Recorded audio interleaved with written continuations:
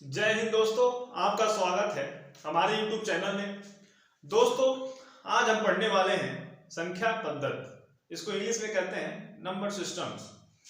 दोस्तों, इस चैप्टर में हम जो एग्जाम की दृष्टि से महत्वपूर्ण प्रश्न होते हैं उनको हम शामिल करने वाले हैं। चाहे जिस चीज का भी एग्जाम हो, यूपीपी का हो, एसएससी जीडी का हो, चाहे रेलवे ग्रुप डी का हो, दिल्ली पुलिस का हो, चाहे जो भी एग्जाम हो, उनकी दृष्टि से बहुत ही महत्वपूर्ण क्वेश्चन हम बताने वाले हैं।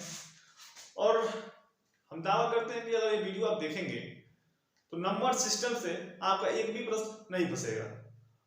और जितने भी टाइप के प्रश्न होते हैं नंबर सिस्टम से, उसको हम सभी को कवर करेंगे।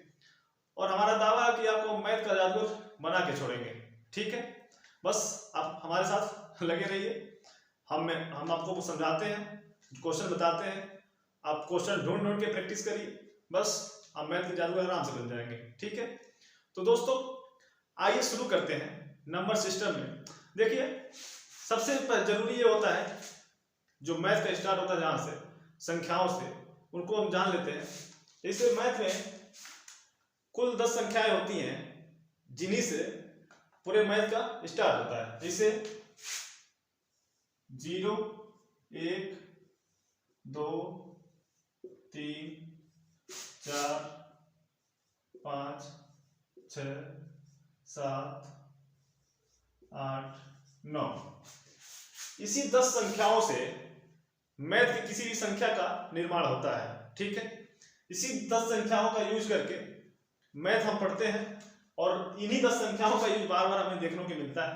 आइए देखते हैं इससे संख्या बनती कैसे है। जैसे मान लीजिए कोई संख्या है, 1 है। ठीक, एक संख्या हो गई। अगर इसके आगे हम 2 लिख दें तो ये इकाई का अंक हो गया, ये दहाई का अंक हो गया। तो इसे क्या कहेंगे?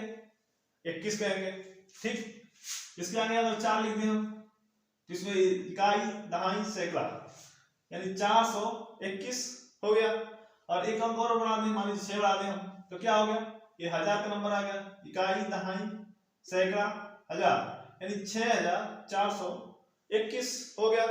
और इसके आगे मान लीजिए 7 लिख देते हैं तो देखिए क्या हो गया? इकाई, दहाई, सैकड़ा, 1000, 10000, यानी 76421 हो गया। ठीक, और इसके आगे हम 8 लिख देते हैं। ठीक है, तो क्या हो गया? देखिए, इकाई, दहाई, सैकड़ा, 1000, 10000, लाख, यानी 8,76,421 हो जाएगा। ठीक, और इसके आगे ऐसे बढ़ाते जाएंगे तो संख्याएं बढ़ती जाएंगी। ठीक है, तो इसके आगे हम देखते हैं सम संख्या। सम संख्याएं क्या होती है?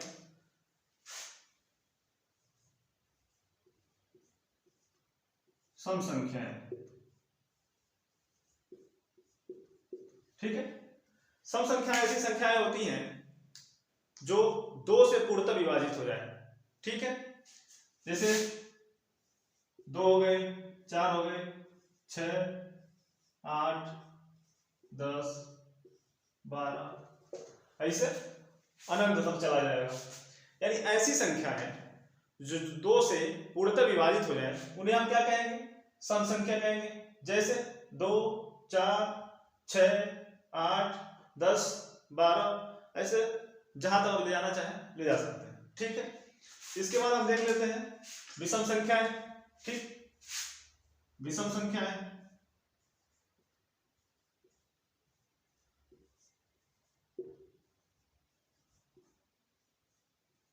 विषम संख्या, विषम संख्या ऐसी संख्या होती है जो 2 से विभाजित ना हो।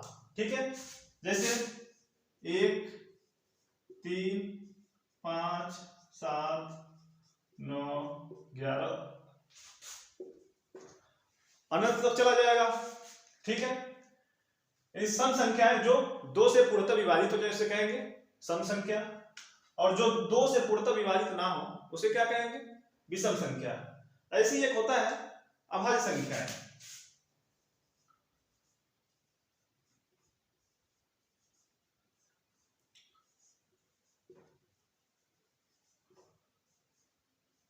अभाज्य संख्या है। अभाज्य संख्या किसे कहेंगे? अभाज्य संख्या कहेंगे जिनके कम से कम 2 गुणनखंड हो। ठीक है, जैसे सबसे छोटी अभाज्य संख्या क्या होती है? 2, उसके बाद होता है 3, उसके बाद होता है 5, उसके बाद 7, उसके बाद 11, उसके बाद 13। ठीक है, ऐसे आगे बढ़ता जाएगा। देखिए 2 गुणनखंड का मतलब क्या होता है? जैसे 2 का गुणा करेंगे तो 2 गुणे 1 होगा, और 3 क्या करेंगे तो 3 गुणे 1 होगा, इससे ज्यादा नहीं होगा। क्लियर? और इसमें कुछ कॉमन चीजें ये होती हैं, जैसे अगर 1 से 100 तक संख्या में जाएंगे तो इनके बीच में 25 अभाज्य संख्याएं होती हैं।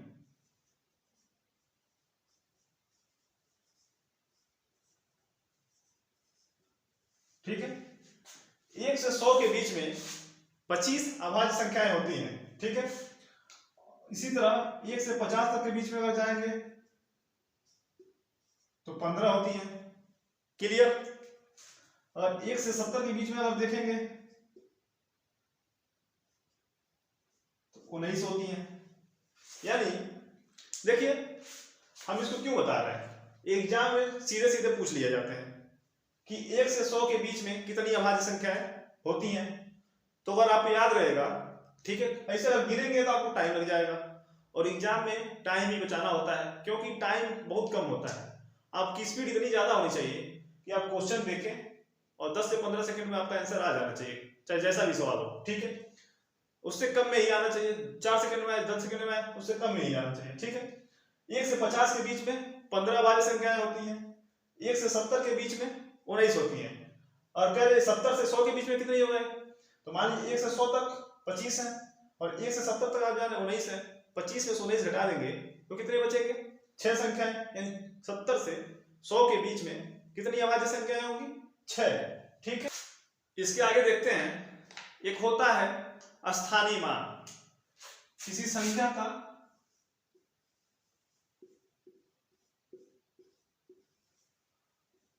स्थानीय मान।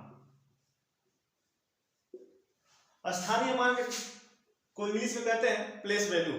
ठीक है, उस स्थान की वैल्यू क्या होती है उसको हम बताते हैं। जैसे मान लीजिए कोई संख्या है,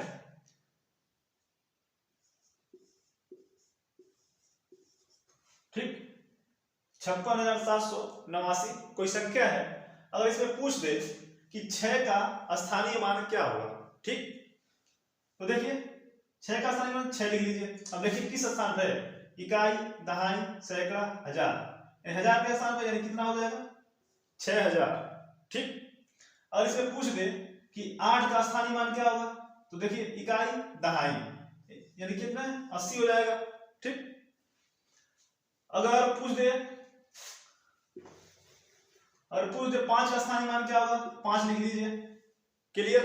अब देखिए इकाई, दहाई, सैकड़ा, हजार, 10,000।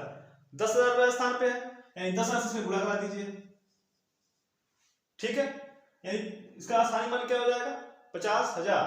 ठीक है, ऐसे ही एक होता है जातीय मान।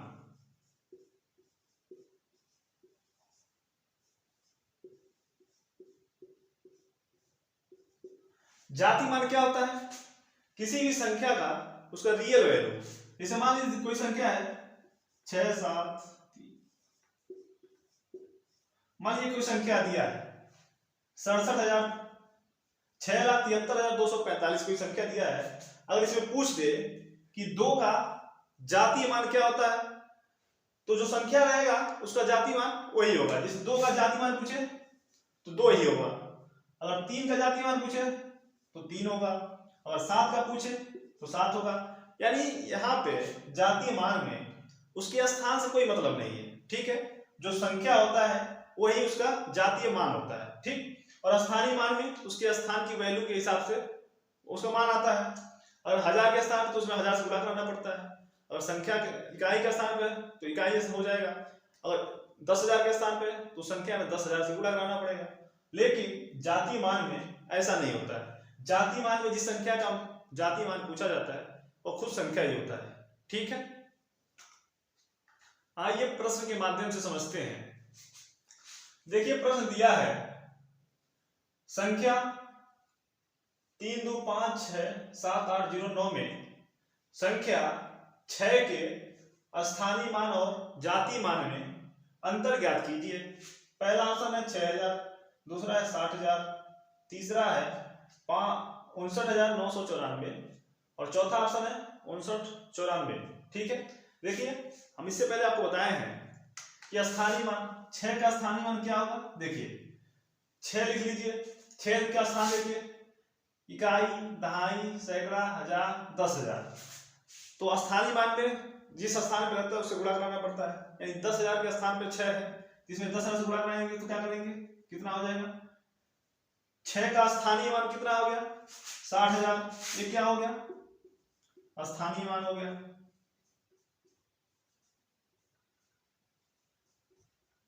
ठीक, और हम बताए थे आपको कि जिस संख्या का जातीय मान पूछा जाए वो संख्या खुद होती है।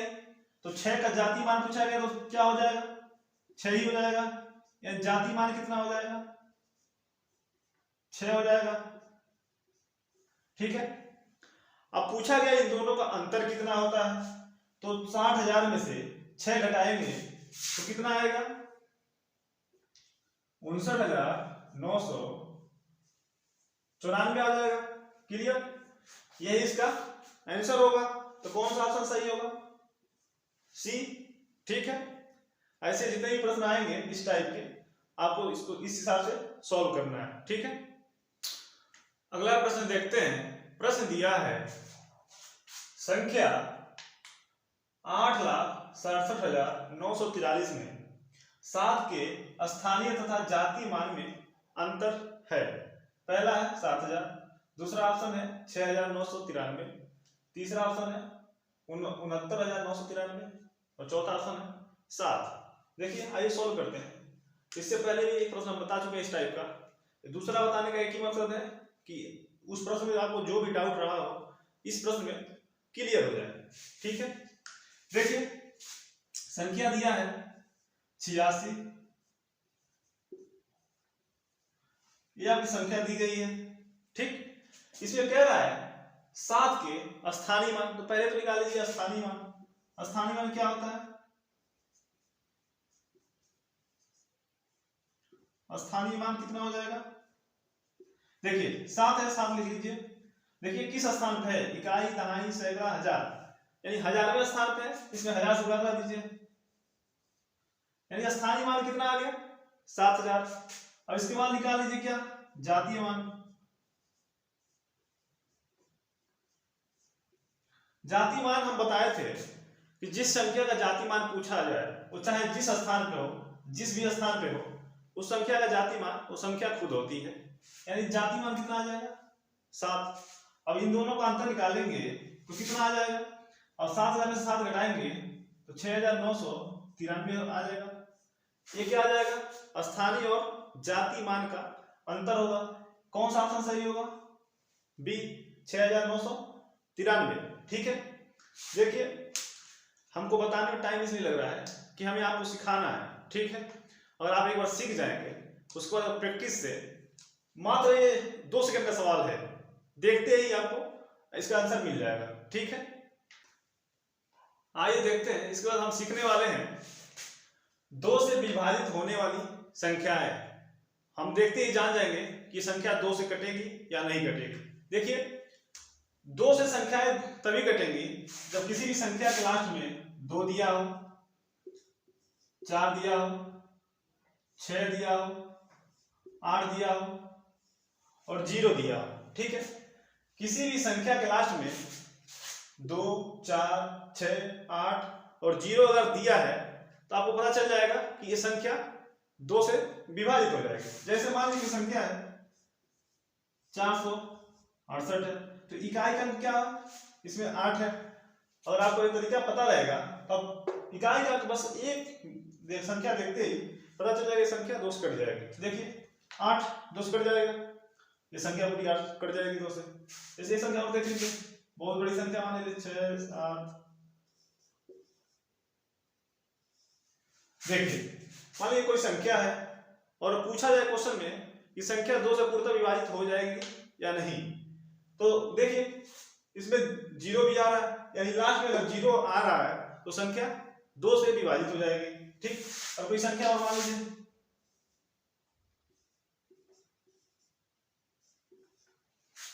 और पूछा जाए ये संख्या 2 से विभक्त होगी या नहीं, तो क्या होगा, देखिए इकाई का अंक 4 है और जिस संख्या के अंत में इकाई का अंक 4 हो वो संख्या 2 से पूर्णतः विभाजित हो जाएगी। ठीक है, हम सीखते हैं 3 से विभाजित होने वाली संख्याएं, उसके क्या पहचान होते हैं उसको हम जानते हैं। और कोई संख्या दिया है, ठीक है, और उसके सभी अंक संख्याओं को जोड़ लिया जाए। जैसे मान लीजिए कोई संख्या है, जैसे मान लीजिए एक संख्या है 27, ठीक है, और पूछा जाए, देखिए छोटा हम इसलिए एग्जाम्पल रखते हैं कि आपको अच्छे से समझ पाए। ठीक है, जैसे मान लीजिए कोई संख्या 27 है, पूछा जा रहा है कि 3 से पूर्णतः विभक्त होगी या नहीं, तो जो दोनों जोड़ेंगे तो क्या हो जाएगा, 9 हो जाएगा। देखिए 9 में 3 से भाग देंगे कट जाएगा, यानी ये 3 से विभाजित हो जाएगी। और मान लीजिए कोई संख्या बड़ी सी संख्या है,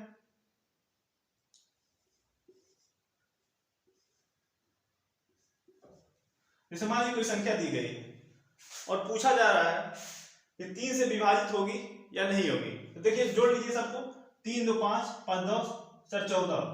अगर 14 में हम 3 से भाग देंगे तो पूरा पूरा नहीं कटेगा, तो ये संख्या क्या होगा, विभाजित नहीं होगा। ऐसे डायरेक्ट प्रश्न पूछ दिया जाता है एग्जाम में, ये 3 से पूर्णतः विभाजित होगी कि नहीं होगी। ठीक है, जैसे मान लीजिए कोई संख्या और दिया है,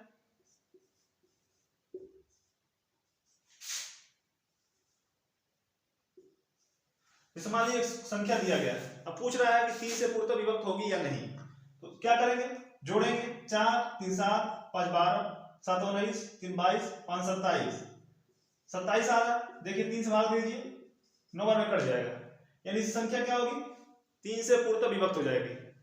ये तरीका अगर पता रहेगा आपको तो इतना 9 भाग देकर बस जोड़ के ही हम आंसर ला सकते हैं, तो तरीका याद रखना बहुत जरूरी है। ठीक है, प्रश्न दिया है, यदि 1 5 7 स्टार 2 3 4 पूर्णतः 3 से विभक्त हो तो स्टार के स्थान पे कौन सा अंक होगा। पहला है 1, दूसरा है 0, तीसरा है 2 और चौथा ऑप्शन है 3। हम दोस्तों बताए थे 3 से जो विभाजित होने वाली संख्याएं होती हैं उनके सभी अंकों को जोड़ने पे वो संख्या 3 से विभाजित हो जाती है। तो देखिए संख्या क्या दिया है, 1 5 7 स्टार दिया है, यही पता करना है कौन सी संख्या होगी। उसके बाद 2 दिया है, 3 दिया, 4। अगर हम सबको जोड़ेंगे तो संख्या अगर 3 से विभाजित हो जाएगी तो 3 से विभाजित होगी। ठीक, तो जोड़ते हैं, 1 5 6 और 7 जोड़ेंगे 13 हो जाएगा, 13 और 2 जोड़ेंगे 15, 15 और 3 18, 18 और 4 22। तो 3 से कौन सी संख्या करती है, या तो 21 करती है, 3 7 21 या तो 24 करती है, और जोड़ने 22 आ रहा है, यानी 2 और जोड़ दें 24 हो जाएगा, तो 3 से पूर्णतः विभाजित हो जाएगा। तो कौन सी संख्या रखना पड़ेगा, 2। तो सबका योग कितना आ जाएगा, 24 आ जाएगा, और 24 में 3 से भाग देंगे तो ये पूरा पूरा 8 बार में कट जाएगा। ठीक है, अगर ये कट जाएगा तो ये भी 3 से कट जाएगा, तो यहाँ पे कौन सी संख्या होनी चाहिए, 2। यही इसका सही आंसर होगा। ठीक है दोस्तों, इसके बाद हम जानते हैं 9 से विभाजित होने के नियम, यानी कोई संख्या अगर दिया रहे तो पता करना होता है कि 9 से पूर्णतः विभक्त होगी कि नहीं होगी। देखिए कोई भी संख्या अगर दिया रहेगा उसके सभी अंकों को जोड़ लेंगे और उसमें 9 से भाग देकर चेक करेंगे, अगर 9 से उसका योग पूर्णतः विभाजित हो जाएगा तो संख्या भी विभाजित हो जाएगी। जिससे मान लीजिए कोई एग्जाम्पल दिया है,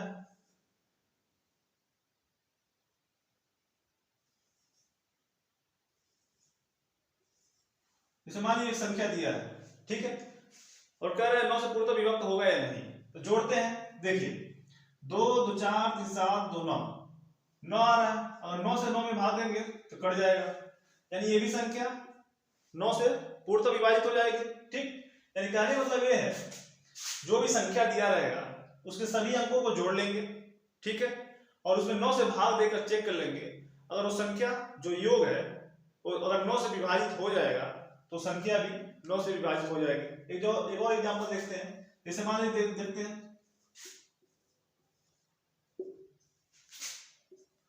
जैसे कोई संख्या दिया है 54,351 और आपको ज्ञात करना हो कि 9 से पूर्णतः विभाजित होगा या नहीं होगा, तो जोड़ लेते हैं। 5 और 9 3 12 5 17 1 18, और 18 में 9 से भागेंगे तो 18 पूर्णतः विभाजित हो जाएगा, तो यानी ये संख्या 9 से पूर्णतः विभाजित हो जाएगा। ठीक है,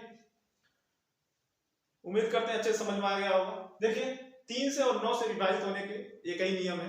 ठीक है, दो अंकों को जोड़ लेना है और योग में 3 से या 9 से भाग देना है और विभाजित हो जाता है तो विभाजित हो जाता है। 3 से भी यही नियम है और 9 संख्या से विभाजित करने के भी यही नियम है। ठीक है, प्रश्न दिया है 6 7 3 5 स्टार और उसके बाद दिया है 1 में स्टार का अल्पतम मतलब न्यूनतम मान क्या होगा जिससे प्राप्त संख्या 9 से पूर्णतः विभक्त हो जाए यानी विभाजित हो जाए। ऑप्शन पहला है 7, दूसरा है 9, तीसरा है 5 और चौथा ऑप्शन दिया है 4। देखिए हम 9 से विभाजित होने के नियम बताए थे आपको, जितनी भी संख्याएं दी रहेंगी और उसका योग कर लिया जाए और जो योग प्राप्त होता है अगर वो 9 से विभाजित हो जाएगा तो संख्या भी विभाजित हो जाएगी। तो इसका योग निकालते हैं। देखिए 6 और 7 13, 13 3 16, 16 5 21 और 1 22। 22 में हम क्या जोड़ देंगे कि जो आने वाली संख्या होगी 9 से विभाजित हो जाएगी। देखिए 9 दूना 18, 18 के बाद 9 3 27 यानी 18 के बाद 27 संख्या होगी जो 9 से विभाजित होगी और इसका योग जोड़ने पे 22 आ रहा है और 5 अगर और जोड़ देंगे इसमें तो 27 हो जाएगा जो 9 से पूर्णतः विभाजित हो जाएगा। ठीक, यानी स्टार के साथ कौन सी संख्या रखनी पड़ेगी 5 और 5 यहाँ पर रख देंगे तो जोड़ने पे 27 आ जाएगा। ठीक है, जिससे 9 से पूर्णतः विभाजित हो जाएगा। ठीक है, यही इसका आंसर होगा। अगला प्रश्न देखते हैं। प्रश्न दिया है स्टार का छोटे से छोटा मान क्या होगा कि संख्या 6 7 3 5 स्टार 1 पूर्णतया 9 से विभक्त हो जाए। ठीक है, पहला ऑप्शन है 4, दूसरा है 5, तीसरा ऑप्शन है 7 और चौथा ऑप्शन दिया है 9। हम आपको बताए थे कि अगर 9 से विभाजित करना है तभी विभाजित होगा जब इन संख्याओं के अंकों का योग 9 से पूर्णतः विभाजित होगा। तो जोड़ते हैं। देखिए 6 7 13, 13 3 16, 16 5 21, 21 और 1 22 हो रहा है। 9 से विभाजित होगा कौन कौन संख्या 9 होगा, 9 दूना 18 और 9 3 27 यानी 22 में क्या जोड़ेंगे कि 27 हो जाए। 5 जोड़ना पड़ेगा यानी कौन सा ऑप्शन सही होगा बी, यानी स्टार की जगह पे अगर हम 5 रख देंगे तो संख्या 9 से पूर्णतः विभाजित हो जाएगी। ठीक है, दो एग्जाम्पल बताने का हमारा मकसद यही रहता है कि आपके मन में किसी भी प्रकार की कोई समस्या मतलब डाउट ना रह जाए, कोई कंफ्यूजन ना रह जाए। ठीक है, उम्मीद करते हैं 9 से विभाजित होने वाली संख्या और 3 से विभाजित होने वाली संख्या का जो नियम है उसको आप समझ गए होंगे। ठीक है, अगला समझते हैं 5 से विभक्त होने का नियम।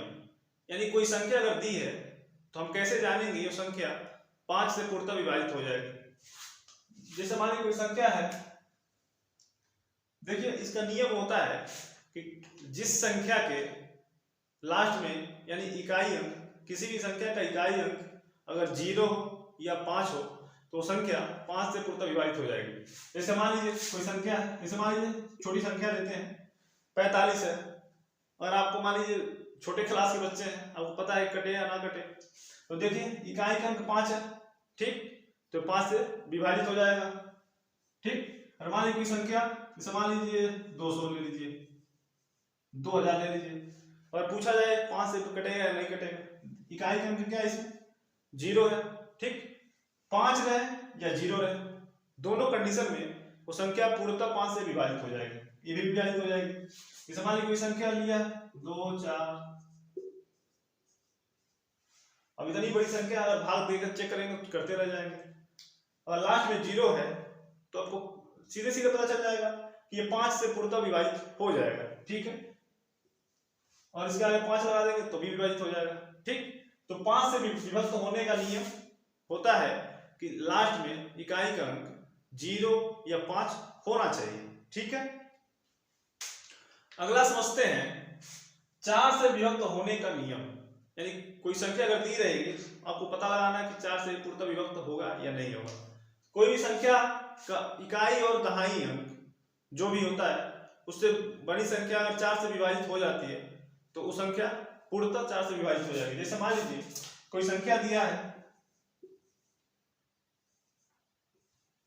ठीक, और आपसे पूछा जा रहा है कि 4 से 1 कट जाएगा या नहीं कटेगा।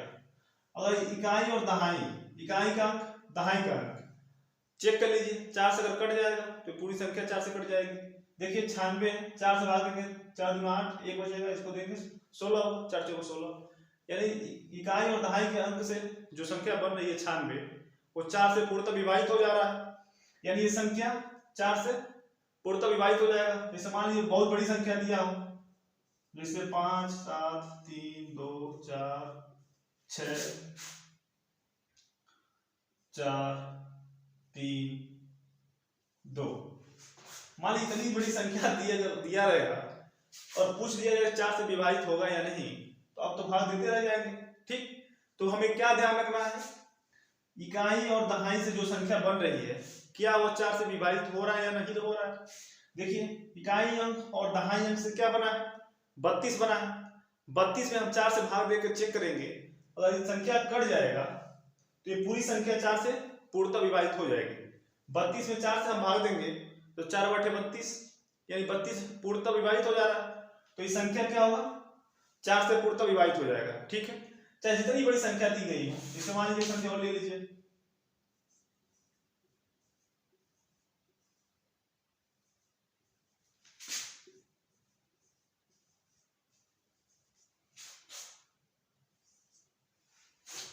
जैसे मान लीजिए कोई संख्या है, अब इतनी बड़ी संख्या में भाग देंगे तो मुश्किल से टाइम तो ज्यादा लगेगा ही लगेगा, और एग्जाम में हमें टाइम ही बचाना होता है। ठीक, और इसमें इकाई और दहाई का अंक देखते हैं क्या हो रहा है, 92 हो जा रहा है। इसमें हम 4 से भाग देते हैं, अगर ये संख्या 4 से कट जाएगी तो ये पूरी संख्या 4 से पूर्णतः विभाजित हो जाएगी, और 4 से इसमें भाग देंगे हम तो क्या होगा, 4 दूना 8, 1 बचेगा, इसको देंगे 12 हो जाएगा, 4 तिहाई 12, यानी 4 से कट जा रहा है, तो ये पूरी संख्या 4 से विभाजित हो जाएगी। ठीक है, अब देखते हैं 8 से विभक्त होने का नियम। 8 से कोई संख्या कटेगी या नहीं कटेगी, पूर्णतः विभाजित होगी या नहीं होगी, कैसे हम चेक करेंगे। जैसे मान लीजिए कोई संख्या दी गई है,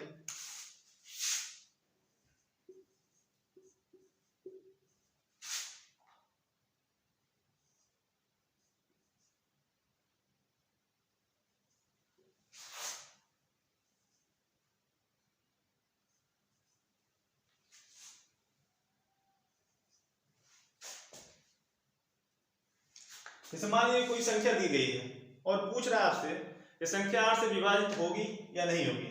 इसमें देखिए इकाई, दहाई और सैकड़ा 3 अंक से जो संख्या बनती है उसमें हम 8 से भाग देकर चेक कर लेते हैं। अगर ये संख्या 8 से विभाजित हो जाएगी, ये पूरी की पूरी संख्या 8 से विभाजित हो जाएगी, अगर नहीं होगा तो पूर्णतः विभाजित नहीं होगा। ठीक, देखिए 3 अंक यानी इकाई, दहाई और सैकड़ा वाले जो 3 अंक होते हैं, इससे कौन सी संख्या बन रही है, 248। अगर हम 8 से भाग देकर चेक करेंगे, अगर ये पूर्णतः विभाजित हो जाएगा तो संख्या 8 से विभाजित हो जाएगी।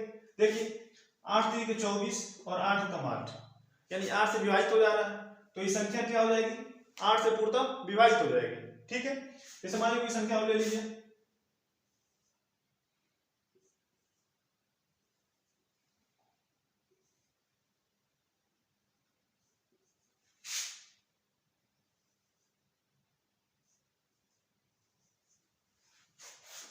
देखिए कोई संख्या दिया है और ये पूछ रहा है कि 8 से पूर्णतः विभाजित होगा या नहीं होगा, तो 3 अंक देख लीजिए, इकाई, दहाई और सैकड़ा का, और ये तीनों 8 से विभाजित हो जाएगा। देखिए 8 3 के 24 और 8 कम 8 विभाजित हो जाएगा, यानी 4 से विभाजित होने का क्या नियम था कि इकाई और दहाई से जो अंक बन रहा है वो 4 से विभाजित होना चाहिए, और 8 से विभाजित होने का क्या नियम है कि इकाई, दहाई और सैकड़ा से जो बना अंक है वो 8 से विभाजित होना चाहिए। ठीक है, उम्मीद करते हैं ये समझ में आ गया होगा।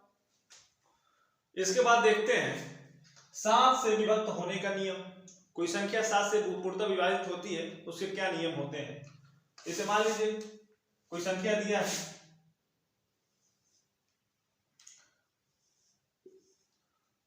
882 संख्या दिया है। ठीक है, क्लियर। अब इसमें हमें करना क्या होता है, जो इकाई का अंक उसका दुगुना, उससे जो संख्या बचती है उसको घटा लेते हैं। ठीक है, इसे मान इकाई का अंक 2 है, इसका 2 गुना 4 होगा, और इसको छोड़ के जो भी संख्या होता है उसमें से उसको घटा लेते हैं। इसे इकाई का अंक 2 गुना करेंगे तो 4 हो जाएगा, और इसको छोड़ के बचेगा 88। 88 से 4 घटाएंगे कितना आएगा? 84।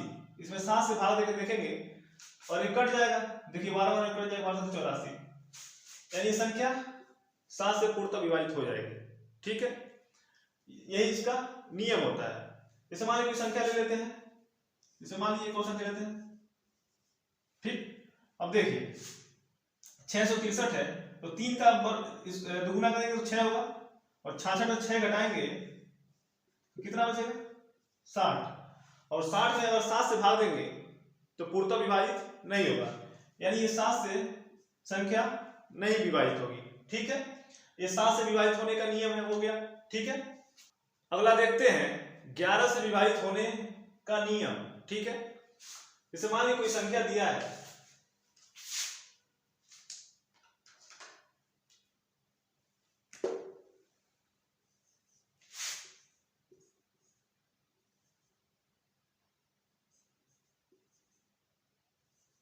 ठीक, कोई संख्या अगर दिया है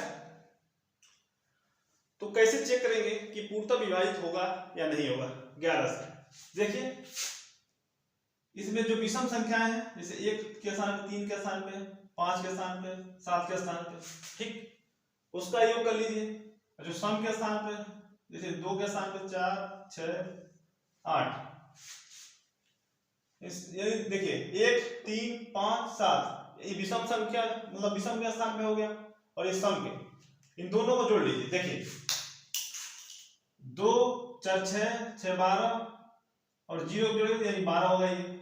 ठीक, और ये जो विषम वाले हैं, सॉरी विषम वाले हैं, 8, 1, 9, 3, 12, 3, 15, 15, इन दोनों का अंतर अगर 0 आता तो ये संख्या 11 से विभाजित हो जाती, अगर 0 नहीं आ रहा तो नहीं होगी।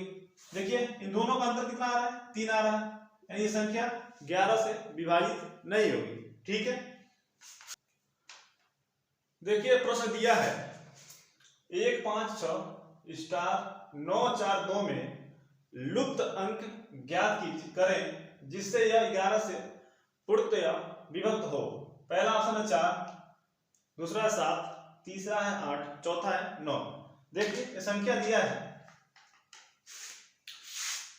1, 5, 6 और यहाँ पे स्टार दिया हुआ है। ठीक, उसके बाद दिया 9, 4, 2। अब हमें ये चेक करना है कि 11 से पूर्णतः विभाजित होगा या नहीं होगा। देखिए इसमें विषम वाले स्थान पे कौन कौन संख्या है? देखिए 1 के स्थान पे है, 3 के स्थान पे है, फिर 5 के स्थान पे, फिर 7 के स्थान पे। ठीक, और सम वाले कौन है? 2, फिर यहाँ पे आएगा। ठीक, अब हम कहे थे जो सम के स्थान पे आ रहा है उनका योग कर लीजिए, और जो विषम वाले संख्या के स्थान पे आ रहा है उनका योग कर लीजिए, और दोनों का अंतर निकालेंगे, जो आएगा अगर 11 से विभाजित हो जाएगा तो संख्या पूर्णतः विभाजित हो जाएगी 11 से, अगर नहीं होगा तो नहीं होगा। देखिए 2, 9, 11, 11, 6, 17, 1, 18, 18 आ रहा है। ठीक, अगर इसको जोड़ेंगे तो 4, 5, 9। ठीक, और यहां पर कौन सी संख्या रखेंगे कि 18 हो जाए? देखिए 5, 4, 9 और यहां पर 9 रख देते हैं तो 18 आ जाएगा, ये भी 18 आ जाएगा, यानी इसका अंतर आ जाएगा 0। ठीक, 0 आ गया यानी 11 से पूर्णतः विभाजित हो जाएगा। क्लियर? अगर 0 नहीं आता है तो 11 से पूर्णतः विभाजित नहीं होगा। ठीक, यानी क्या रखना पड़ेगा? 9। ठीक, विषम वाली संख्या का योग और सम वाले जो स्थान पे अंक है उनकी संख्या का योग का अंतर अगर 0 आता है तो संख्या 11 से विभाजित हो जाएगी। ठीक है, अगला प्रश्न देखते हैं। प्रश्न दिया है यदि 1y 3y 6 पूर्णतया 11 से विभक्त हो तो y का मान क्या होगा? पहला ऑप्शन है 6, दूसरा ऑप्शन है 1, तीसरा ऑप्शन है 2, चौथा ऑप्शन है 5। देखिए दिया हुआ है 1 दिया है, फिर y, फिर 3, फिर y, फिर 6, और ये कह रहा है 11 से पूर्णतः विभक्त हो जाए, विभक्त है तो y का मान क्या होगा? ठीक, हम आपको बताए थे जो सम, देखिए विषम वाले स्थान पर क्या है, 6 3 है और 1 है, और सम वाले स्थान क्या है, 2 और 4 के स्थान पे क्या है, y है। हम कहे थे जो विषम वाले स्थान पे है उनके अंकों का योग, देखिए 6 3 9 और 1 10, ठीक। और जो सम वाले स्थान पे उनके अंकों का योग, इन दोनों का अंतर अगर 0 आता है तो संख्या 11 से पूर्णतः विभाजित हो जाती है। देखिए अगर 10 में से हम क्या घटाएंगे तो 0 आएगा, 10 में से हम 10 घटाएंगे तो 0 आएगा, यानी हम संख्या कौन सी रखनी पड़ेगी, देखिए दोनों का मान सेम होगा। अगर यहाँ पर 5 रखेंगे तो इसका भी मान 5 होगा, यानी 5 5 10 हो जाएगा, और 10 में से हम 10 घटाएंगे तो 0 आएगा। कंडीशन यही है, अगर 0 आएगा दोनों का अंतर तभी 11 से विभाजित होगा, यानी यहाँ पे 5 रख दें, यहाँ भी 5 रखेंगे, ठीक, तो ये 10 हो जाएगा, और 10 में से 10 घटाएंगे तो 0 आएगा, यानी क्या रखना पड़ेगा, 5 रखना पड़ेगा, यानी कौन सा ऑप्शन सही होगा, डी, ठीक है, यही इसका सही आंसर होगा। दोस्तों इसके बाद हम सीखेंगे कि भाग की प्रक्रिया जो होती है उसको हम सीखते हैं। जैसे मान लीजिए दिया होता है, ऐसे दिया होता है, यहाँ पे मान लीजिए कोई संख्या होती है, उसे क्या कहेंगे, भाज्य बोलेंगे, और यहाँ पे जो संख्या होती है उसे क्या बोलते हैं, भाजक बोलते हैं, और यहाँ पे जो आता है उसे क्या कहते हैं, भागफल बोलते हैं, ठीक। और यहाँ पे दूसरे संख्या नीचे क्या आता है, इसको बोलते हैं शेषफल, ठीक है। जैसे मान लीजिए कोई संख्या है 21 है, ठीक, यहाँ पे 4 से भाग देना है तो कितनी बार हो जाएगा, 4 5 20, 5 बार हो जाएगा, 20 रखेंगे, 1 या 0 हो जाएगा, ठीक है, यानी क्या हो जाएगा, ये आपका क्या हो जाएगा, ये भागफल हो जाएगा, ठीक। ये क्या हो जाएगा, भाज्य हो जाएगा, ये क्या हो जाएगा, भाजक हो जाएगा, और ये क्या होगा, शेषफल होगा। देखिए ये छोटे बच्चों के क्लास की बात है, लेकिन अगर आपको ये नहीं आएगा तो इससे संबंधित जो भी प्रश्न आएंगे उसके टर्म को या कंडीशन को समझ नहीं पाएंगे कि शेषफल किसे कहेंगे, भाज्य किसे कहेंगे, भाजक किसे कहेंगे, भागफल किसे कहेंगे। अगर ये सब आपको पता नहीं रहेगा तो इससे संबंधित जो भी प्रश्न आते हैं उसको समझ नहीं पाएंगे आप, और जब समझ नहीं पाएंगे तो लगा भी नहीं पाएंगे। तो देखिए जिसमें भाग दिया जाता है और जिससे भाग दिया जाता है उसको भाजक कहते हैं, जिसमें भाग दिया जाता है उसे भाज्य कहते हैं, और जो भागफल आता है, ठीक, उसे भागफल, और नीचे शेषफल। इसका एक फार्मूला होता है,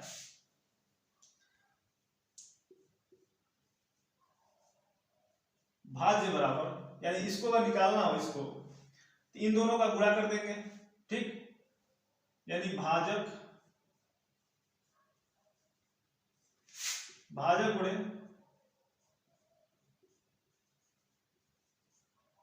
भागफल, ठीक है, और इसमें शेषफल को हम जोड़ दें अगर,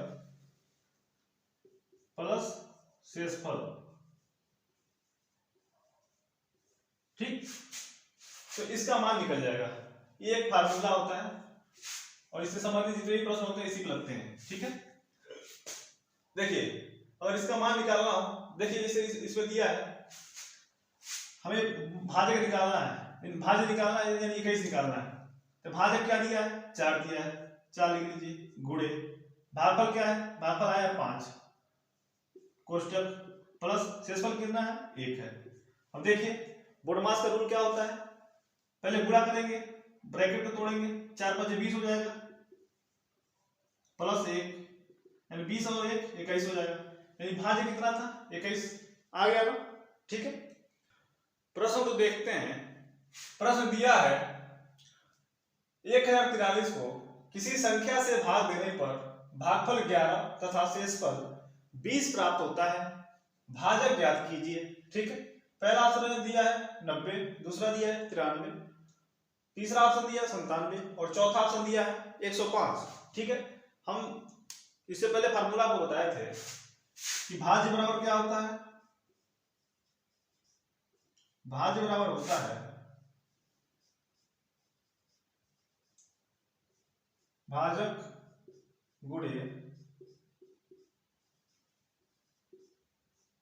भागफल प्लस शेषफल, यही होता है। ठीक है, अब देखिए मान रख लेते हैं भाज्य जिसमें भाग दिया जाता है, यानी 1043 है, भाज्य के बाद 1043 है। अब भाजक ज्ञात करना है हमें, भागफल दिया है, भागफल 11 है, यानी यहां रखेंगे क्या, भाजक गुणे भागफल का मान क्या दिया है 11, 11 लिख लीजिए। ठीक, प्लस शेषफल क्या है, शेषफल कितना है 20 है। ठीक, इसको सॉल्व करना है। देखिए इसका हमें मान निकालना है, और ये प्लस में इधर आएगा तो 20 आएगा, 20 इधर घट जाएगा, माइनस हो जाएगा, यानी 1043 में से 20 घटाएंगे कितना बचेगा, 1023 बचेगा, यानी क्या बचेगा यहाँ भाजक गुणे 11 बराबर डायरेक्ट लिख देते हैं 1043 में से 20 घटाएंगे तो कितना बचेगा 1023। ठीक, अब भाजक का मान निकालने के लिए क्या करना पड़ेगा, ये देखिए 11 से इसमें गुणा है तो इस साइड में आएगा तो भाग हो जाएगा, भाजक का मान कितना हो जाएगा, भाजक बराबर 1043 बट्टे 1023 बट्टे 11। ठीक, अब 11 से भाग देंगे, देखिए 11 9 99, 99 3 हो जाएगा, इसको देंगे 33 और 11 3 33, यानी कितना मान आ गया 93, यानी भाजक का मान कितना आ गया 93, इसका सही आंसर क्या होगा 93। अगला प्रश्न देखते हैं, प्रश्न दिया है भाग की एक क्रिया में भागफल 403, भाजक 100 तथा शेषफल 58 है, भाज्य कितना है। पहला ऑप्शन है 40,458, दूसरा ऑप्शन है 34,058, तीसरा है 43,58 और चौथा ऑप्शन है 40,358। ठीक है, आइए सॉल्व करते हैं इसको। देखिए इसके लिए फॉर्मूला बताए थे इससे पहले, भाज्य बराबर क्या होता है, भाज्य बराबर होता है भाजक गुणे भागफल प्लस शेषफल होता है। ठीक है, अब इसमें मान रखना है, हमें निकालना क्या है भाज्य, यानी इसका मान निकालना है। तो भाज्य बराबर देखिए भागफल, भाजक कितना दिया है 100 दिया है, 100 गुणे भागफल कितना दिया है, भागफल दिया 403, 403 कोष्टक बंद कर लीजिए, प्लस शेषफल कितना दिया है, शेषफल दिया है 58, 58 हो गया। अब देखिए 403 गुणे 100 करेंगे तो कितना हो जाएगा 403 लिख लीजिए, और 100 से गुणा करना तो 2 जीरो बढ़ा दीजिए, प्लस 58 है। अब इसमें 58 जोड़ना है तो 58 यहाँ लिख दीजिए, तो कितना हो जाएगा, इसमें 58 जुड़ जाएगा। देखिए 58 यहां लिख देंगे, डबल जीरो में जोड़ेंगे तो 58 ही होगा। ठीक है, यानी कौन सा ऑप्शन सही होगा 40,358, यानी चौथा ऑप्शन इसमें सही होगा। ठीक है, अगला प्रश्न देखते हैं। प्रश्न दिया है 1000 में से छोटी कौन सी संख्या घटाई जाए कि शेष बची संख्या 19 से पूर्णतया विभक्त हो जाए। पहला ऑप्शन है 10, दूसरा दिया है 12, तीसरा दिया है 8 और चौथा ऑप्शन दिया है 15। देखिए इसका सबसे आसान तरीका होता है, जो 1000 दिया है उसमें आप भाग दे दीजिए, किससे 19 से, 19 से भाग देंगे तो 19 बचे 95, ठीक बचेगा 5, इसको जीरो डाल लीजिए, 19 दूना 38 हो जाएगा, लास्ट में क्या बचेगा 12, यानी जो शेष बच रहा है वही अगर हम घटा देते इसमें से तो संख्या क्या होता है 19 से पूर्णतः विभक्त हो जाता है। यानी इसमें से कौन सी संख्या घटानी पड़ेगी 12। ठीक है, यानी 12 हम इसमें से निकाल दें तो ये संख्या 19 से पूर्णतः विभक्त हो जाएगा। ठीक है, इसमें सही आंसर क्या होगा 12। अगला प्रश्न देखते हैं। प्रश्न दिया है 3100 में से छोटी कौन सी संख्या घटाई जाए कि शेष बची संख्या 17 से पूर्णतया विभक्त हो जाए। पहला ऑप्शन है 6, दूसरा ऑप्शन है 7, तीसरा ऑप्शन है 13 और चौथा ऑप्शन है 12। देखिए इससे पहले बताए थे सेम टू सेम ऐसे ही सवाल था। देखिए 3100 में हम भाग दे देते हैं 17 से, ठीक। देखिए 17 से भाग देंगे कितनी बार जाएगा, देखिए 17 दूना 34, एक बार जाएगा 17, और 11 में से 7 जा 4, यहाँ 2 बचेगा, 2 में से 1 जा 1। अब 0 उतार लीजिए, 140 हो गया। अब कितनी बार जाएगा, 8 बार जाएगा, ठीक। तो कितने 17 17 8 136, 136 हो जाएगा। अब कितना हो जाएगा 4। अब 0 उतार लीजिए, 40 हो गया। अब कितनी बार जाएगा, 17 दूना 34, यानी 2 बार जाएगा। कितना बचेगा 6।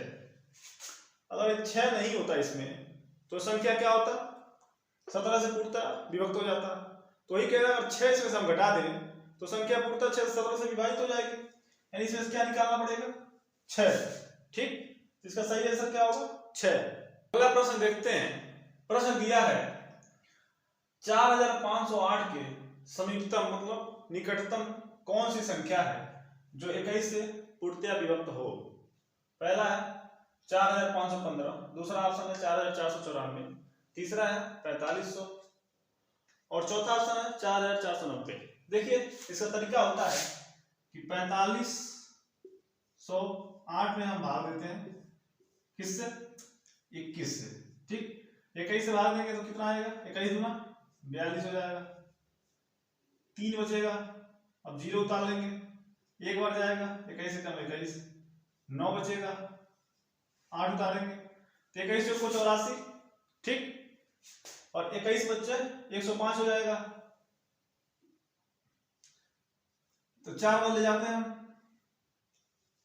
84, तो कितना बचेगा 14, ठीक। यानी 14 शेष बच रहा है। और एक बार और 21 बनाने के लिए क्या करना पड़ेगा, इसमें 7 जोड़ना पड़ेगा। देखिए अगर इतना रख देते हैं, 14 घटा देते हैं इसमें से तो ज्यादा पहले हो जाएगा। उसको क्या चाहिए, समीपतम। और इसमें अगर 7 और जोड़ देंगे, यानी इसमें 7 और जोड़ देंगे तो वो नजदीक होगा, क्योंकि ये 14 पहले है और 7 जोड़ना है बस, यानी इसमें और 7 हमें ऐड करना पड़ेगा।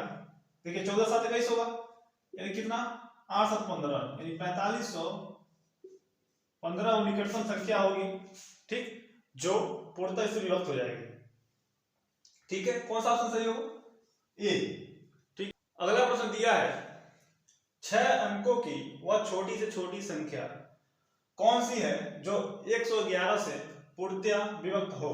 पहला ऑप्शन है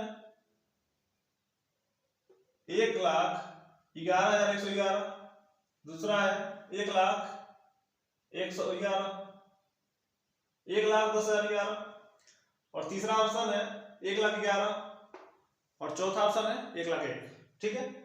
देखिए इसमें सबसे पहले हम जान लेते हैं छोटी संख्या और बड़ी संख्या। देखिए अगर एक अंक की क्या है सबसे छोटी संख्या तो 1 होगी, और कहे एक अंक की सबसे बड़ी संख्या 9, और कहे कि 2 अंकों की सबसे छोटी संख्या, इसमें 0 बढ़ाते जाना है, और इसमें कहे 2 अंकों की सबसे बड़ी संख्या तो इसमें भी 9 बढ़ा दीजिए। अगर कहे 3 अंकों की सबसे छोटी संख्या तो 100 हो जाएगा, अगर कहे 3 अंकों की सबसे बड़ी संख्या तो 3 9 हो जाएगा, ठीक। और कहे 4 अंकों की सबसे छोटी संख्या तो 1000 हो जाएगा, और 4 अंकों की सबसे बड़ी संख्या तो 4 9 लिख लीजिए, ठीक। अब वैसे ही कहे 5 अंकों की सबसे बड़ी संख्या 10,000 हो जाएगा, ये 5 9 हो जाएगा, ठीक। वैसे ही अगर कहे 6 अंकों की सबसे बड़ी संख्या तो 1,00,000 हो जाएगा, ठीक। ऐसे 6 9 कर लीजिए, 6 अंकों की सबसे बड़ी संख्या। क्लियर? तो उम्मीद करते हैं समझ गए होंगे, ये टर्म को समझना बहुत जरूरी है इस टाइप के सवाल के लिए, ठीक है। सवाल पे आते हैं। तो कह रहा 6 अंकों की सबसे छोटी संख्या होनी चाहिए, तो 6 अंकों की सबसे छोटी संख्या क्या होती है? 1 लाख। 1 लाख में बहुत लोगों को तो जीरो भी नहीं पता होता है, 5 जीरो होता है। देखिए इकाई, दहाई, सैकड़ा, हजार, 10,000, लाख, 1 लाख। ठीक है, अब इसमें 111 से हम भाग देंगे तो देखिए 100 लेंगे तो नहीं जाएगा, 1000 लेना पड़ेगा। तो कितनी बार जाएगा? 9 बार जाएगा। तो 9 से कितना हो जाएगा? 999 हो जाएगा। अब 1000 में से 999 घटाएंगे तो कितना हो जाएगा? 1। फिर से कितना हो जाएगा? 100 हो जाएगा। ठीक, अब देखिए शेषफल 100 बच रहा है। क्लियर? यानी इसमें हमें क्या और जोड़ना पड़ेगा? यानी इसके बराबर एक बार और चला जाएगा। देखिए अगर 11 हम कम कर लेंगे इसमें से तो 5 अंक कम हो जाएगा। ठीक, हमें चाहिए 6 अंकों में, तो उसमें हमें 11 और जोड़ेंगे। क्लियर है? तो 6 अंकों में हो जाएगी और सबसे छोटी होगी। उसके बाद 111 और जोड़ेंगे तो दूसरी बड़ी संख्या होगी। क्लियर? तो 11, देखिए 11 का अंतर है, 11 इसमें ऐड कर लेंगे यानी 1,11,000 हो जाएगा। ठीक, यानी 6 अंकों की सबसे छोटी संख्या क्या होगी? 1,11,000, जो 111 से पूर्णतः विभक्त हो जाएगी। ठीक है, यानी कौन सा ऑप्शन सही होगा? सी। अगला प्रश्न देखते हैं। दिया है 5 अंकों की वह बड़ी से बड़ी संख्या ज्ञात की करो कि जो 463 से पूर्णतः विभक्त हो। पहला ऑप्शन है 99,082, दूसरा है 99,545 और तीसरा है 99,568 और चौथा ऑप्शन है 99,999। ठीक है, देखिए सबसे पहले हमें पता करना होगा 5 अंकों की सबसे बड़ी संख्या होती कौन है। 5 अंकों की सबसे बड़ी संख्या करना है, 5 9 लिख लीजिए। ठीक, अब 463 से विभक्त करना है, 463 से भाग दीजिए। ठीक है, कितनी बार जाएगा? 2 बार जाएगा। 2 तिहाई 6, 2 छक्के 12, 2 चौको 8, 9। ठीक, 9 में से 6 घटाएंगे 3 आएगा, 9 में से 2 जा 7, ये 0 हो जाएगा। 1 9 उतारिए। ठीक, अब देखिए एक बार जाएगा 463, 9 में से 3 जा 6। अब देखिए 3 में से 6 नहीं जाएगा, इससे 80 लेंगे, 13 हो जाएगा, 13 में 6 हो जाएगा 7, यहाँ बचेगा 6, 6 में से 4 जा 2। अब फिर से 9 उतारेंगे। अब देखिए कितनी बार जाएगा? 4 छक्के 24 और 6 छक्के 36, 5 बार जाएगा। ठीक है, 5 लगा देंगे, 5 3 15,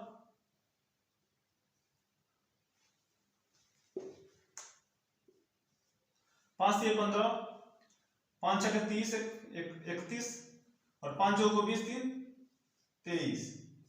देखिए 9 में से 5 जा 4, 6 में से 1 जा 5 और 7 में से 3 जा 4। अब देखिए 454 बच रहा है, अब भाग नहीं जाएगा। ठीक, यानी अगर 454 घटा दिया जाए इसमें से 99,999 में से, तो संख्या निकल जाएगा जो सबसे बड़ी संख्या होगी 5 अंकों की, जो 463 से विभक्त हो जाएगी। यानी घटाना किसमें से? 99,999 में से जो शेष आ रहा है वही घटाना है। 454 घटा लीजिए। 9 में से 4 जा 5, 9 में से 5 जा 4, 9 में से 4 जा 5 और ये 9 और 9, यानी यही 5 अंकों की सबसे बड़ी संख्या होगी जो 463 से विभक्त हो जाएगी। ठीक है, 99,545, यानी कौन सा ऑप्शन सही होगा? बी। अगला प्रश्न देखते हैं। प्रश्न दिया है प्राकृतिक संख्या n के लिए n³ - n सर्वदा किस बड़ी से बड़ी संख्या से विभक्त होगा? पहला ऑप्शन है 3, दूसरा ऑप्शन है 6, तीसरा ऑप्शन है 12 और चौथा ऑप्शन है 18। देखिए इसको सॉल्व कैसे करते हैं। दिया है n³ - n, कह रहा है किस बड़ी से बड़ी संख्या से विभाजित होगा हमेशा। देखिए अगर n का मान 1 रखते हैं, यहाँ पे हम मान लेते हैं, तो n जब 1 रखेंगे 1 का क्यूब करेंगे तो 1 होगा, माइनस यहाँ पे 1, यानी इसका मान 0 आ जाएगा। ठीक, उसका कोई मतलब नहीं निकलेगा। अब n के जगह पे 2 रख के चेक कर लेते हैं। n के जगह पे 2 रखेंगे तो 2 का पावर 3 - 2 हो जाएगा। अब देखिए 2 पे पावर 3 करेंगे यानी 2 का 3 बार गुणा, तो 2 गुणे 2 गुणे 2 करेंगे तो कितना होगा 8 होगा, -2 यानी 6 आएगा। यानी 6 से छोटी संख्या से नहीं कटेगा, यानी 6 से ही कटेगा। ठीक है, यानी कौन सा ऑप्शन सही होगा, बी। ठीक, इससे किसी छोटी संख्या से नहीं कटेगा, यानी कम से कम 2 आपको रखना ही पड़ेगा। ठीक, यानी 6 बड़ी से बड़ी संख्या होगी जिससे हमेशा ये विभाजित होगा। क्लियर है, यानी कौन सा ऑप्शन सही होगा, बी। अगला प्रश्न देखते हैं। प्रश्न दिया है यदि n एक धनात्मक पूर्णांक हो तो 3 पे पावर 4n माइनस 4 पे पावर 3n सदैव निम्नलिखित में से किस संख्या से पूर्णतः विभक्त होगा। पहला ऑप्शन है 7, दूसरा ऑप्शन है 17, तीसरा है 112 और चौथा ऑप्शन है 143। ठीक है, देखिए सबसे पहले हम जानते हैं धनात्मक पूर्णांक होता क्या है। धनात्मक पूर्णांक मतलब होता है 0, 1, 2, 3, मतलब ऐसी संख्या है जो पॉजिटिव हो, निगेटिव ना हो, जैसे -1 -2 नहीं होना चाहिए। ठीक है, धनात्मक पूर्णांक इसे कहते हैं। तो क्या दिया है, 3 पे पावर 4n माइनस 4 पे पावर 3n। ठीक है, अब देखिए यहाँ पे करना कुछ नहीं है, आपको ये सवाल देखते ही बुखार हो जाता होगा, लेकिन ये चुटकियों का खेल है, बहुत आसान तरीका होता है इसका, बताते हैं आपको, दिल खुश हो जाएगा आपका। ठीक है, देखिए ये आप कुछ मत कीजिए, n के स्थान पर 1 रख दीजिए। अगर n का स्थान पर 1 रखेंगे तो ये क्या हो जाएगा, 4 एकम 4 हो जाएगा, यानी 3 पे पावर क्या हो जाएगा 4 हो जाएगा, माइनस यहाँ पे 1 रखेंगे 3 गुणे 1 करेंगे 3 होगा, 3 4 पे पावर कितना हो जाएगा 3। अब देखिए 3 पे पावर 4 का मतलब 3 का 4 बार गुणा, 3 गुणे 3 गुणे 3 गुणे 3, 3 3 के 9, 9 3 27, 27 81 हो जाएगा, माइनस 4 पे पावर 3 का मतलब 4 का 3 बार गुणा, 4 गुणे 4 गुणे 4, 4 चौको 16 चौको 64। ठीक है, अब देखिए 81 में से 64 घटाएंगे कितना आएगा 17। अब देखिए 17 किससे कटेगा, 17 से ही कटेगा। क्लियर है, यानी किससे विभक्त होगा ये 17 से। कितना आसान था। ठीक है, अगला प्रश्न देखते हैं। प्रश्न दिया है किसी संख्या को 6 से विभक्त करने पर शेषफल 3 प्राप्त होता है, उसी संख्या के वर्ग को 6 से विभक्त करने पर शेषफल क्या होगा। पहला है 0, दूसरा है 1, तीसरा ऑप्शन है 2 और चौथा ऑप्शन है 3। देखिए 6 से विभक्त कर रहे हैं, शेषफल आ रहा है 3। ठीक, तो कह रहा है उस संख्या के वर्ग को 6 से विभक्त करने पर शेषफल क्या आएगा, तो उस संख्या को छोड़ दीजिए, जो शेषफल आ रहा है, शेषफल 3 आ रहा है, इसी का वर्ग कर लीजिए, 3 का वर्ग होगा 9। अब इसी में 9 में 6 से भाग देंगे तो कितना आएगा 6 कम 6, यानी 3 शेष बचेगा। ठीक, ये इसका आंसर हो जाएगा। क्लियर है ना, आसान बहुत ही आसान होता है। ठीक है, हम आपको मैथ के जादूगर बना देंगे। ठीक है, बस आप लगे रहिए साथ में, जितना हम बताते हैं उतना करते जाइए, और जितने टाइप का हम प्रश्न बताते हैं उस पर आप प्रैक्टिस करते रहिए, क्वेश्चन ढूंढ ढूंढ के प्रैक्टिस करिए। ठीक है, एकदम धुआं कर देंगे एग्जाम में। ठीक, जो शेषफल है उसी का वर्ग कर लीजिए, वर्ग कह रहा है तो वर्ग होगा 9, 9 में फिर से 6 से कह रहा है भाग देने के लिए, 6 से भाग देंगे तो शेषफल क्या आएगा 3, ये इसका आंसर होगा। ठीक है, अगला प्रश्न देखते हैं। प्रश्न दिया है किसी संख्या n को 4 से भाग देने पर 3 शेष प्राप्त होता है, संख्या 2n को 4 से भाग देने पर शेषफल कितना प्राप्त होगा। पहला ऑप्शन है 4, दूसरा ऑप्शन है 2, तीसरा ऑप्शन है 1 और चौथा ऑप्शन है इनमें से कोई नहीं। देखिए कह रहा है 4 से भाग दे रहे हैं संख्या n को, तो शेषफल कितना आ रहा है 3 आ रहा है। उसके बाद कह रहा है संख्या 2n को, यानी मतलब उस संख्या का 2 गुना कर रहा है, मतलब 2n क्या मतलब है 2 से उसमें गुणा करा रहा है, तो शेषफल में ही आप 2 से गुणा करा दीजिए। ठीक है, जो शेषफल 3 आ रहा है, कह रहा है 2n को, तो आप 2n शेषफल में 2 से गुणा करा दीजिए तो कितना हो जाएगा 6। कह रहा है 2n को 4 से भाग देंगे तो 4 से इसमें भाग देंगे आप, 4 कम 4 यानी 2 शेषफल बचेगा। क्लियर है, तो आंसर क्या हो जाएगा 2, इसमें भी 2 शेषफल बचेगा। ठीक है, अगला प्रश्न देखते हैं। प्रश्न दिया है किसी संख्या को 195 से भाग देने पर 47 शेष बचते हैं, इस संख्या को 15 से भाग देने पर क्या शेष बचेगा। पहला ऑप्शन है 2, दूसरा ऑप्शन है 3, तीसरा है 9, चौथा ऑप्शन है 13। देखिए इसका बहुत ही आसान तरीका होता है, 195 से भाग दे रहे हैं तो 47 शेष बच रहा है, ठीक है। तो कह रहा है इस संख्या को अगर 15 से भाग दिया जाए तो कितना शेष बचेगा। तो सब कुछ छोड़िए, जो शेष बच रहा है, ठीक है, उसी में आप 15 से भाग दे लीजिए, ठीक। तो 15 या 45, कितना शेष बचेगा 2, ठीक। 47 में भाग देंगे 15 से तो 3 बार जाएगा पूरा पूरा और 2 शेष बच जाएगा, तो वही इसका आंसर हो जाएगा। क्लियर है, जो शेष बच रहा है उसी में 15 से भाग दे दीजिए, आपका आंसर आ जाएगा, ठीक है। तो इसका सही आंसर क्या है 2। अगला प्रश्न देखते हैं। प्रश्न दिया है किसी संख्या को 136 से भाग देने पर 36 शेष बचते हैं, इस संख्या को 17 से भाग देने पर क्या शेष बचेगा। पहला ऑप्शन है 3, दूसरा है 5, तीसरा है 2, चौथा है 9, ठीक है। देखिए हम इससे पहले वाले क्वेश्चन में बताए थे, जो शेष बचता है, शेष कितना बच रहा है 36, उसी में 17 से भाग दे लीजिए, 17 दूना 34, फिर 34 2 36, यानी 2 शेष बचेगा। तो इसका आंसर क्या होगा सी, ठीक है, ये इसका सही आंसर होगा।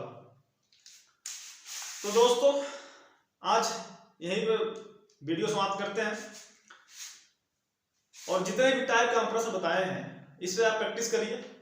तब तक मिलते हैं अगले वीडियो में, तब तक के लिए जय हिंद, जय भारत, ख्याल रखिएगा अपना।